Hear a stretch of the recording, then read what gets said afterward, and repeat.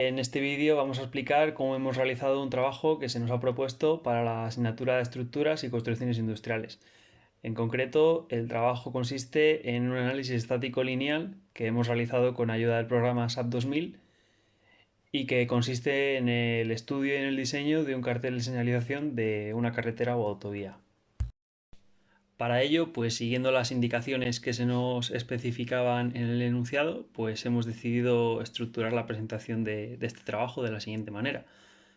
En primer lugar, necesitábamos establecer unas dimensiones que iba a tener nuestro cartel para poderlo así modelar en SAP 2000. Una vez establecidas las dimensiones que iba a tener el cartel, también necesitamos conocer el material del que está construida esta estructura, que tal como se nos decía en el enunciado será acero S275.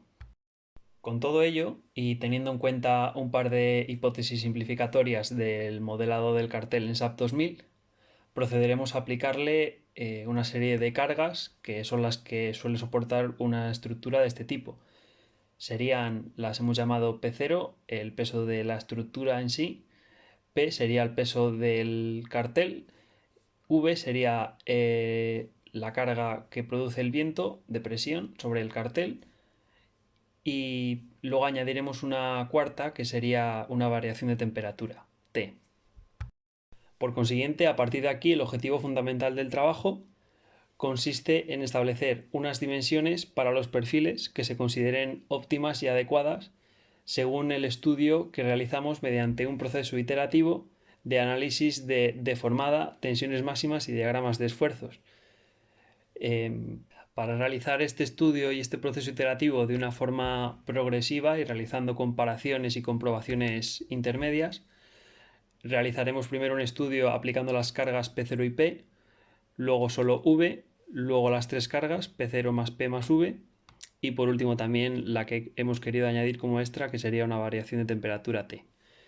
También realizaremos un análisis de las hipótesis que podríamos haber considerado de pórtico plano y de emparrillado. También mencionaremos cuál es el coeficiente de seguridad que tenemos para esta estructura una vez fijadas las dimensiones de los perfiles. Y por último también realizaremos una breve comprobación de inestabilidades, es decir, pandeo. Y bueno, si pasamos a comentar las dimensiones que tendría nuestro cartel, para ello nos hemos basado en este que está situado aquí en Valladolid. Y bueno, hemos realizado estas pistas en CATIA para poder mostrarlo bien cuáles serían las dimensiones.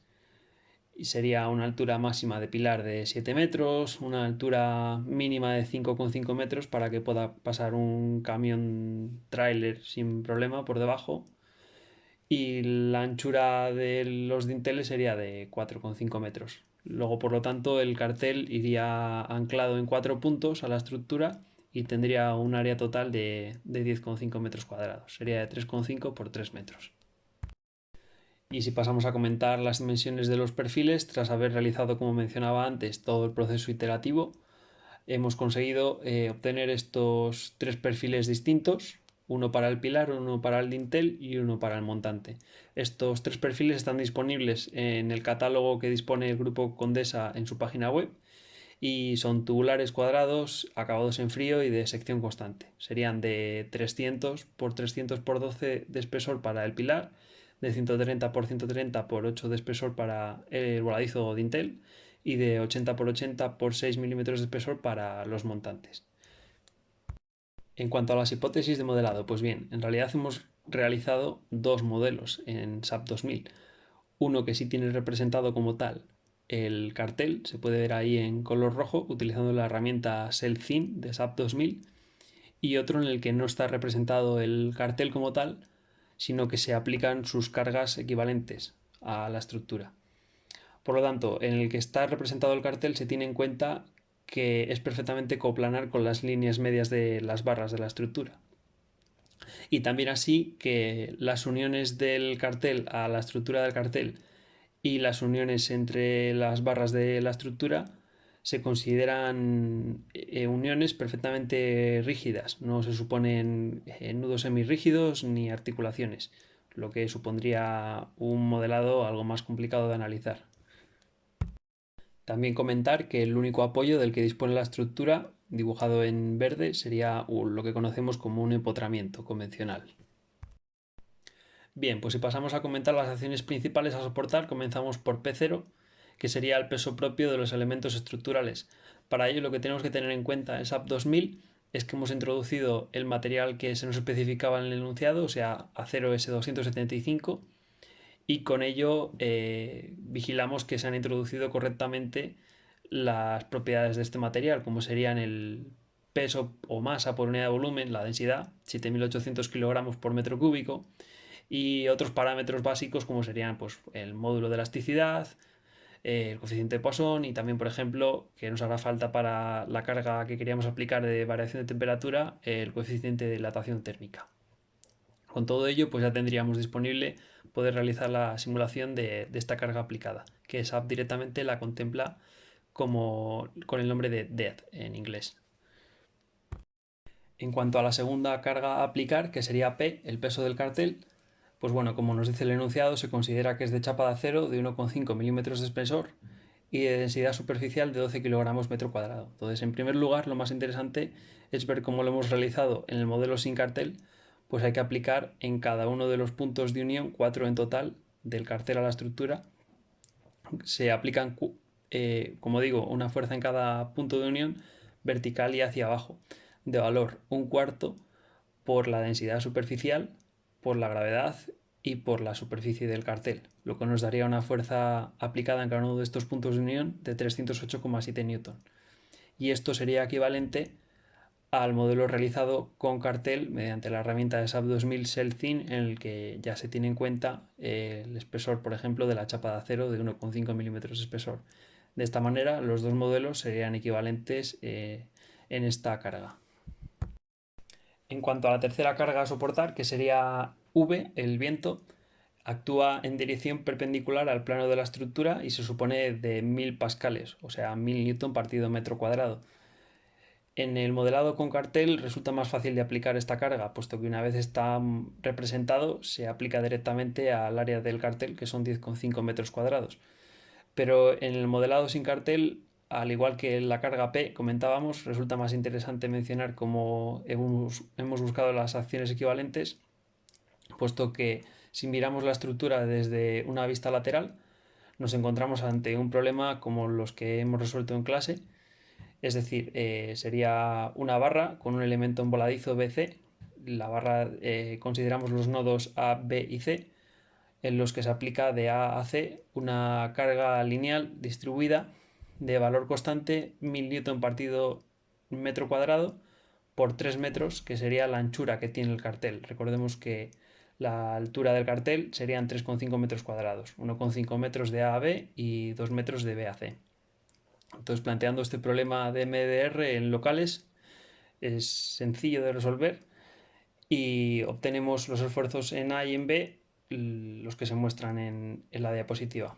Y como veremos luego, realizando una comparación del modelado con y sin cartel, veremos que los resultados obtenidos en el modelado sin cartel coinciden con los realizados muy similarmente a los de con cartel. Y a continuación mi compañero Miguel pasará a comentar los resultados que hemos obtenido tras establecer las dimensiones de los perfiles adecuadas. Vale, gracias Pablo. Bueno, ahora vamos con la parte de resultados. Hemos dejado aquí un pequeño índice para retomar de nuevo lo que vamos a analizar. En primer lugar vamos a mostrar las deformaciones máximas según norma y luego pasaremos a los casos concretos. El primero de ellos P sub 0 más P para el peso propio de la estructura, el segundo V para las cargas de viento y el tercero como la suma de P sub 0 más P y V. Ya el cuarto caso, que es el que hemos hecho aparte de incremento de temperaturas más menos T. A continuación analizaremos qué tipo de esfuerzos internos presentan las hipótesis de pórtico plano y emparrillado y si se cumple el principio de superposición. Luego evaluamos un par de coeficientes de seguridad en función de las tensiones de la estructura más relevantes y finalmente acabamos con el estudio de inestabilidades por pandeo. Aquí tenemos las deformaciones permisibles según la norma UNE 135-311, diseñada en 1998. Y bueno, cabe decir que en esta norma aparecían los valores de delta tabulados en función de una relación entre el desplazamiento máximo del elemento analizado y la luz del mismo, y nosotros hemos despejado esa relación y hemos obtenido pues, los desplazamientos delta que veis en pantalla. Sin embargo, los ángulos beta x y beta y sí que venían tabulados directamente. En cuanto al primer modelo de cargas debidas al peso propio, bueno, pues tenemos esos valores de ahí, de delta y y delta x para modelo con cartel y sin cartel, y los otros valores nulos. Se puede observar una pequeña discrepancia entre los delta y de unos 2,3 milímetros, pero si comparamos estos valores y esta diferencia con las dimensiones reales de nuestra estructura, pues vemos que son bastante menores. En cuanto a las tensiones máximas, tenemos que la tensión máxima en el caso con cartel es de 19,63 megapascales y 24,06 megapascales. También hay una ligera diferencia, pero las dos están muy por debajo de la tensión máxima admisible, 275 megapascales. En cuanto a los esfuerzos máximos, bueno, pues aquí tenemos representados el axil y el momento flector para el modelo con cartel y el modelo sin cartel. Vemos que los datos, o sea, los valores de axil y momento flector no son exactos, es decir, no son iguales en ambos modelos, pero sí que se parecen bastante. En cuanto a las cargas de viento, ocurre lo contrario. Delta y delta x se anulan y aparecen desplazamientos en z, delta z, y ángulos beta x y beta y. En este caso, los desplazamientos y los ángulos sí que se parecen más y no hay tanta discrepancia entre valores como en el caso anterior. Al igual pasa con las tensiones, que tenemos en el modelo con cartel 133,37 megapascales y en el modelo sin cartel 131,32 megapascales, que aún así siguen siendo menores que la tensión máxima admisible 275 megapascales. Por su parte, los diagramas de esfuerzos que se presentan aquí no tienen ni axiles ni momentos flectores en el plano principal del pórtico plano, pero sí que aparecen momentos torsores y momentos flectores en el plano secundario, entendido como el plano del emparrillado, el que sería el transversal, es decir, el perpendicular al plano del pórtico plano. Los valores, en este caso, dan exactamente lo mismo, tanto para el modelo con cartel como para el modelo sin cartel. Visto todo esto en la comparativa de modelo con cartel y modelo sin cartel, podemos llegar a la conclusión de que el modelo con cartel es muy parecido al modelo sin cartel y el que más se aproxima a la realidad sería el que tiene modelado el cartel. Por lo tanto, a partir de ahora trabajaremos solo con el modelo de cartel. En este caso ya tenemos el tercer caso, que sería la suma de los dos anteriores, P sub 0 más P más V, y obtenemos, como cabía esperar, que los desplazamientos del modelo son la suma de los desplazamientos del peso propio más la suma de los desplazamientos por las cargas de viento. Comparándolo con las deformaciones máximas, vemos que el desplazamiento más restrictivo correspondería al ángulo beta y, que en nuestro modelo es 0,00878 radianes y en la norma es 0,01. Sin embargo, todos los desplazamientos están dentro de la norma, ya que son menores que los máximos, y por lo tanto nuestra estructura en cuanto a desplazamientos es viable. Aquí tenemos las tensiones máximas, el diagrama de tensiones de nuestra estructura con cartel, y vemos que la tensión máxima aparece en el vértice del pilar con un valor de 145,27 megapascales, que es un poco más de la mitad de la tensión máxima admisible, 275, pero sigue siendo menor. Luego no tendríamos ningún problema de plastificación en nuestra estructura en un primer momento. En cuanto a los diagramas de esfuerzos, comprobamos que el modelo con cartel tiene un axil máximo en el pilar de 12.313 Newton, un momento flector en el plano principal máximo de 12.209 Nm, también en el pilar, un momento torsor máximo de 31.500 Nm en el mismo lugar, y un momento flector en el plano secundario de 76.125 Nm, igualmente en el empotramiento del pilar. Te paso el turno otra vez, Pablo. Por último, si introducimos una variación de temperatura en el programa SAP 2000 de más menos 30 grados Celsius, este valor de más menos 30 le introducimos puesto que es el que se especifica en la norma UNE previamente mencionada que se debe contemplar en los cálculos, pues nos damos cuenta de que al ser una estructura que solamente tiene un apoyo empotrado convencional, como mencionamos al principio de la presentación, pues nos damos cuenta que tanto si introducimos una variación de más 30 grados Celsius como de menos 30 grados Celsius, la única variación con respecto a las deformaciones como resultado en P0 más P más V es solamente en el delta I. Todos los demás valores permanecen constantes y de hecho el delta I ve rebajado su valor en aproximadamente 1,3 milímetros. De esta manera, pues también concluimos que estamos cumpliendo las deformaciones máximas permisibles. De nuevo, como ha venido comentando mi compañero Miguel en el resto de apartados de resultados anteriores, comprobaríamos para este caso de P0 más P más V más menos T que la tensión máxima en cualquier sección del modelado está por debajo del límite elástico del material, 275 megapascales. En este caso tenemos una tensión equivalente máxima de 140,14 megapascales y este valor también lo utilizaremos para sacar un coeficiente de seguridad para plastificación. Y de nuevo comprobamos los esfuerzos máximos de axil, flectores y de momento torsor y que si nos damos cuenta son exactamente los mismos valores que mostramos ahí los que se habían obtenido sin haber aplicado la variación de temperatura más menos T, al tratarse de una estructura en la que solo hay un empotramiento en el pilar. Por último, puesto que también esto era una comprobación que nos pedía el enunciado que hiciéramos, veremos qué ocurre cuando a SAP 2000 le asignamos al modelado la hipótesis de emparrillado o la de pórtico plano. Tanto si realizamos una hipótesis como otra, el resultado es que vamos a perder cierta información del problema. En el caso de aplicar la hipótesis de emparrillado, perdemos la información de los desplazamientos contenidos en el plano de la estructura, es decir, según decía la normativa, delta I y delta X. Estas deformaciones serán debidas fundamentalmente a la carga P y P0. Pero si realizamos la hipótesis de pórtico plano, aún perdemos más información, puesto que perdemos todas las deformaciones debidas a la carga V, que era el viento. Es decir, perdemos, según normativa, las deformaciones delta Z del lintel, del soporte y los giros beta X y beta Y. Pero también esta comparación nos sirve para demostrar que si realizamos una superposición del problema de emparrillado más el problema de pórtico plano, obtenemos exactamente, como no podría ser de otra manera, los valores de deformaciones si no hubiéramos realizado ninguna de estas hipótesis. Y para las comprobaciones con tensiones y diagramas de esfuerzos, las comprobaciones y las deducciones serían exactamente las mismas. Una vez acabado el estudio de desplazamientos, hacemos un estudio de tensiones, aunque lo llevamos haciendo durante cada uno de los casos presentados de nuestro modelo. Ahora vamos a sacar unos coeficientes de seguridad expresados como la relación entre la tensión máxima de plastificación del material empleado y la tensión máxima aportada por nuestro modelo.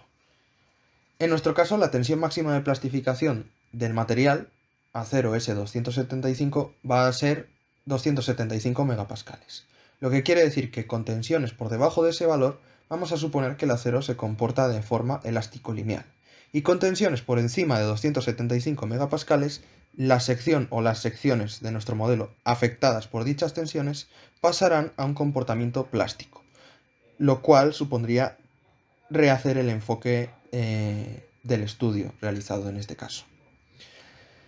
Vamos a sacar coeficientes de seguridad para el caso de P sub 0 más P, peso propio, más V, la carga del viento, y para P sub 0 más P, peso propio, más V de la carga del viento, más menos T, que es el incremento de temperaturas que hemos añadido nosotros por nuestra cuenta. Hemos obtenido unas tensiones máximas del modelo de 145,27 y 140,14 megapascales, y unos coeficientes de seguridad de 1,893 y 1,962.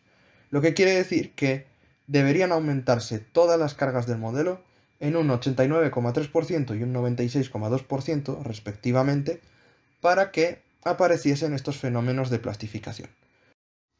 Por lo tanto, podemos concluir que con estos valores de coeficientes de seguridad mayores que 1, nuestra estructura se comportará de forma elástico-lineal y no aparecerán fenómenos de plastificación en ningún punto de la misma. Finalmente, pasamos a comprobar las inestabilidades por pandeo, Tenemos representadas aquí tres animaciones de las tres deformadas por Pandeo con sus respectivos tres primeros factores de Pandeo. Lambda 1 279,6, lambda 2 288,7 y lambda 3 290,2. Cabe destacar que lambda 1 es negativo, lo cual indica que se necesitaría una inversión de cargas para que apareciese esta deformada por Pandeo. Es por ello y por otras razones como factores externos o ajenos a la estructura que favorezcan la aparición de nuevas deformadas por Pandeo que hemos decidido sacar más de un factor de Pandeo. Y por eso representamos estos tres casos. Y bueno, hasta aquí el trabajo.